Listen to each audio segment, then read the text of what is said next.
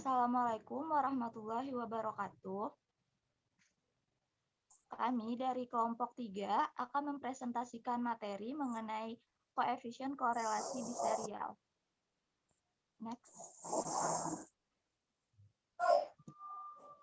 Perkenalkan, saya Lisa Rahmawati selaku moderator dari kelompok 3 yang beranggotakan Lutfi Anugrah, Anissa Salsabila Utami, Risma Dayanti, Putri Nova Amanda, Anissa Salsabila Utami, Antung Bunga Novitasari, Indita, Muhammad Syaifullah, Nur Hasanah, Norheni Aprilia Pratiwi, Nuril Safira Al-Mu'arif, Sri Ayu Yulia Asmiati, dan Tasya Riaunia Firda.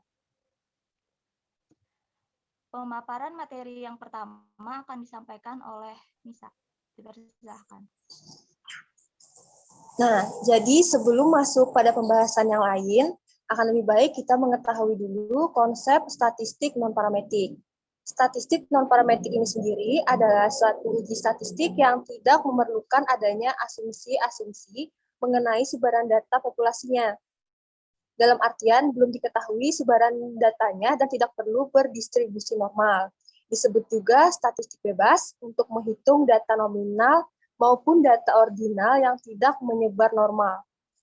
Pengertian dari uji non-parametrik adalah pengujian yang dilakukan pada data di mana distribusi induknya tidak berdistribusi normal atau skalanya dalam level ordinal atau nominal atau variabelnya adalah dikotomi atau dapat dihotokomikan. Slide selanjutnya akan dijelaskan oleh Heni.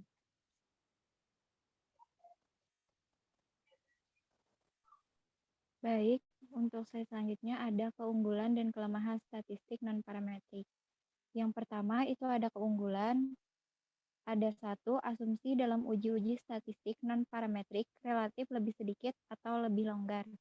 Yang kedua, perhitungan-perhitungan dapat dilaksanakan dengan cepat dan mudah.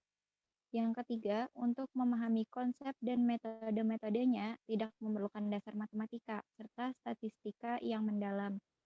Yang keempat, uji-uji pada statistik non-parametrik dapat diterapkan jika kita menghadapi keterbatasan data yang tersedia.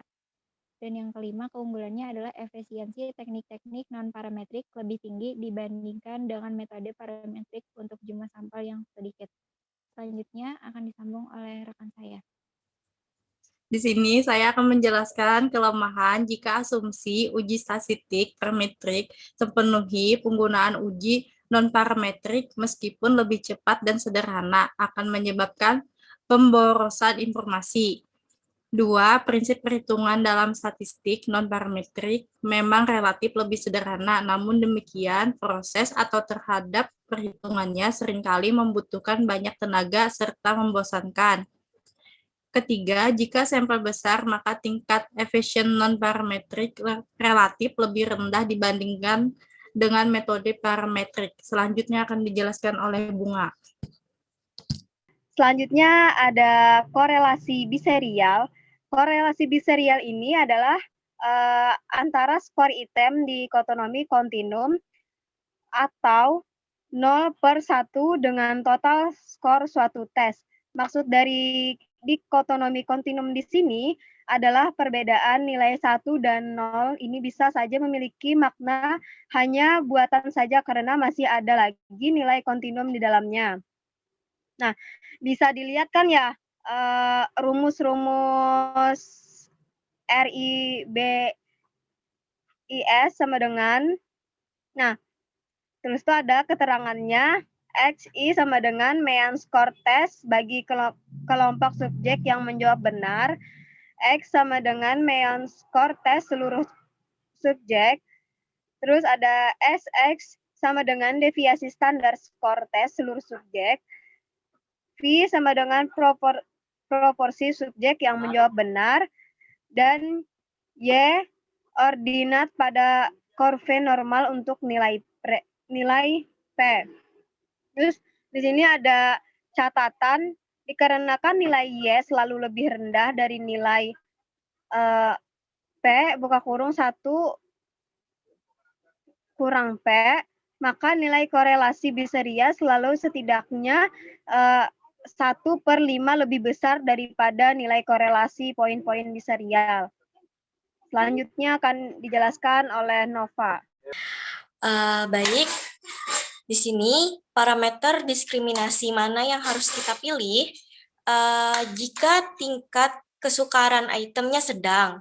Jika tujuan seleksi item adalah untuk memilih item dengan tingkat kesukaran yang tinggi, jika pengembang tes menduga bahwa sampel lain yang akan dites memiliki kemampuan yang berbeda dengan kelompok yang dites saat ini, dan jika pengembang tes yakin bahwa sampel lain yang akan dites memiliki kemampuan yang relatif sama dengan kelompok yang dites saat ini, dan tujuan pemilihan item adalah untuk mencari item yang memiliki konsistensi internal tinggi. Selanjutnya dijelaskan oleh teman saya. Selanjutnya bisa dilihat langkah perhitungan koefisiensi korelasi biserial, yaitu pada keterangan RB koefisien biserial, MY1 min kelompok variabel kontinum dengan tanda 1, MY0 min kelompok variabel di kontinum dengan tanda 0.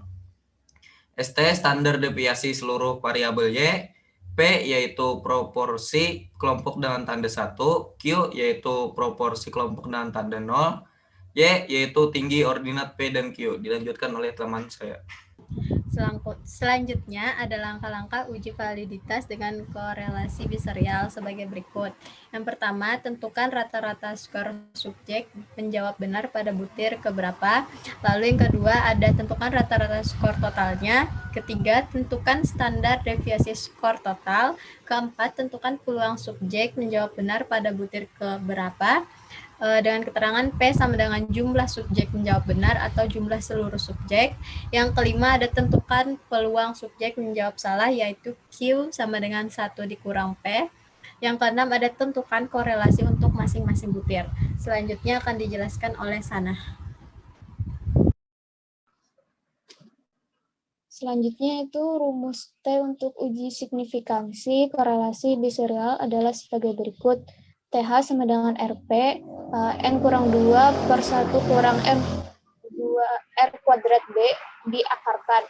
Untuk keterangannya, TH sama dengan T hitung, RB itu sama dengan koefisien biserial, sedangkan N itu jumlah kasus.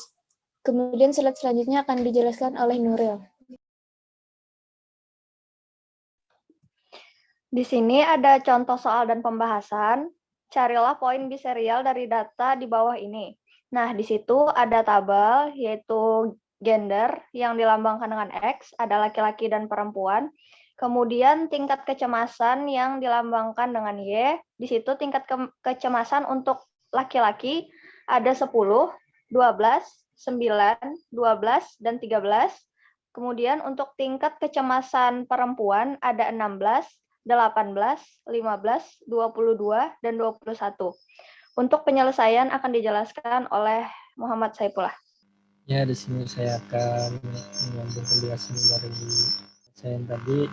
Misal X1 sama dengan laki-laki dan X2 sama dengan perempuan, maka X1 sama dengan sigma X1 I sigma N1 sama dengan 10 tambah 12 tambah 9 tambah 12 ditambah 135 sama dengan 11,2. Kemudian X2 sama dengan sigma X2 I sigma N2 sama dengan 16 tambah 18 tambah 15 tambah 22 tambah 215 sama dengan 18,4. Mean total sama dengan X1 tambah X22 sama dengan 11,2 tambah 18,42, yaitu 14,8. Jadi total sama dengan akar sigma X dikurang X pangkat N-1 sama dengan akar 177,69. Sama dengan 19 akar 19,7 sama dengan 14,8. Ya, selanjutnya akan dijelaskan. Baik, di sini saya akan melanjutkan materi mengenai tabel yang telah dijelaskan sebelumnya oleh teman saya. Jadi di sini dibuat sebuah tabel mengenai gender X, tingkat kecemasan, men total, dan SD total. Untuk laki-laki ada 10, 12, 9, 12, dan 13. Untuk tingkat kecemasan perempuan ada 16, 18, 15, 22, dan 21. Untuk men laki-laki ada 11,2 dan men perempuan ada 18,4. Selanjutnya untuk men total dari laki-laki dan perempuan ada 14,8 dan SD total untuk laki-laki dan perempuan ada 4,442. Untuk penyelesaian, X1 sama dengan 11,2, X2, X pangkat 2 sama dengan 18,4, X pangkat T sama dengan 18,8, dan SDT sama dengan 4,442. Untuk P sama dengan dalam kurung N garis miring N sama dengan 5/10 sama dengan 0,5, dan untuk Q sama dengan 1 dikurang P sama dengan 1 dikurang 0,5 sama dengan 0,1. Untuk rumusnya, untuk rumus 1 itu ada R PBIS sama dengan 1-2 dibagi SDT akar P dikali Q. R PBIS sama dengan 11,2 dikurang 18,2 dibagi 4,42 akar 0,5 dikali 0,5. RPBIS sama dengan min 1,6281 dikali 0,5 dan jumlahnya adalah min 8,144. Dan untuk rumus yang kedua ada RPBS sama dengan 1 dikurang T dibagi SDT di akar P dibagi Q. Jadi 11,2 dikurang 14,8 dibagi 4,42 diakar lagi 0,5 dibagi 0,5. Jumlahnya min 0,8144 dikali 1 dan hasilnya adalah min 0,8144.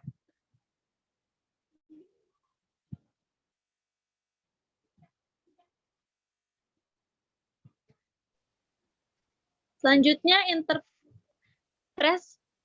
interpretasi poin biserial. Untuk menguji hipotesa nihil, koefisien poin biserial harus dibandingkan dengan R tabel. Untuk melihat R tabel harus dicari di F-nya terlebih dahulu. Jadi rumusnya ada di F sama dengan N dikurang 2. RPBIS lebih besar atau sama dengan R tabel sama dengan H0 itu ditolak.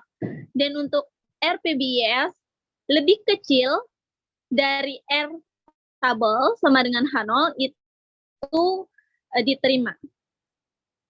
Sekian presentasi yang dapat kami sampaikan. Saya kembalikan ke moderator. Terima kasih. Sekian pemaparan materi yang kelompok kami sampaikan. Mohon maaf apabila terdapat kekurangan. Semoga bermanfaat. Salah hilaf mohon maaf. Wassalamualaikum warahmatullahi wabarakatuh.